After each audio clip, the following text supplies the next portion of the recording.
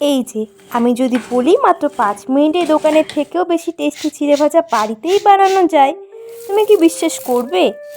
তাহলে চলো বেশি দেরি না করে রেসিপিটা দেখে নেওয়া যাক।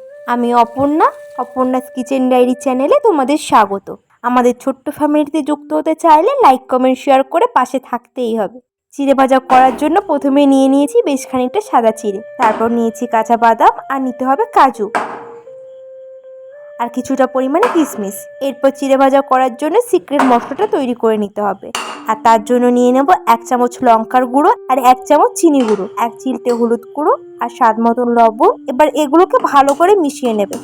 ব্যাস, চিড়ে ভাজার সিক্রেট মশলা রেডি। এরপর কড়াই গরম করে তাতে দিয়ে দেবে সাদা তেল। এবার এক এক করে সব কিছুকে ভেজে নেওয়ার পালা। প্রথমে বাদামগুলোকে উল্টে পাল্টে ভালো করে ভেজে নেবে।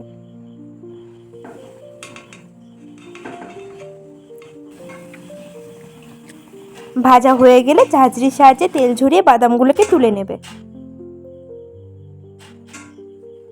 তারপর কাজুগুলোকে হালকা বাদামি করে ভেজে নেবে। কাজু ভাজতে যদিও বেশি সময় লাগে না, তবে খুব বেশি ভাজা হয়ে গেলে তেতো হয়ে যেতে পারে। ভাজা হয়ে গেলে ঝাঁঝরির সাহায্যে আবারও তেল ঝরিয়ে তুলে নেবে। এরপর চিড়েগুলোকে তেলের মধ্যে দিয়ে উল্টে পাল্টে ভালো করে ভেজে নেবে। এভাবে অল্প অল্প করে সব চিড়েগুলোকে ভেজে নিতে হবে।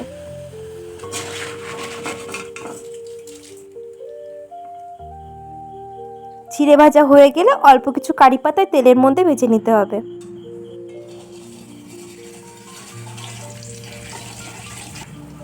ভাজা হয়ে গেলে এবার সব কিছুকে মিক্স করার পালা। প্রথমে একটা বড় বাটিতে চিড়েগুলোকে নিয়ে নেব। দোকানে চিড়ে ভাজা তো সবসময় কিনে খাও, তবে এবার বাড়িতে বানিয়ে দেখো, দোকানে চিড়ে ভাজা খেতে আর মন চাইবে না। তারপর এর মধ্যে একে একে দিয়ে দেব ভেজে রাখা সব উপকরণগুলো। প্রথমেই দেব ভেজে রাখা বাদাম, আর তারপর দিয়ে দেব কাজু বাদাম। কিশমিশগুলো কিন্তু ভাজার প্রয়োজন নেই। আর কারি পাতাগুলোকে একটু হাতের সাহায্যে গুঁড়ো করে নেব। এরপর ওই সিক্রেট মশলাটা দিয়ে ভালো করে একটা চামচের সাহায্যে মিশিয়ে নিলেই ব্যাস, তৈরি আমাদের চিড়ে ভাজা। তাহলে তুমিই বলো, এত সহজেই যদি চিড়ে ভাজা বাড়িতেই বানানো যায়, তাহলে কি আর দোকানে চিড়ে ভাজা খেতে মন চাইবে? এবার তুমিও বাড়িতে বানাও আর বানিয়ে আমাকে জানাবে রেসিপিটা কেমন ছিল।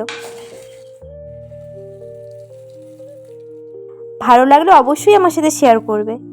আজকের মতো এ পর্যন্তই, আবার দেখা হচ্ছে নেক্সট ভিডিওতে। টাটা।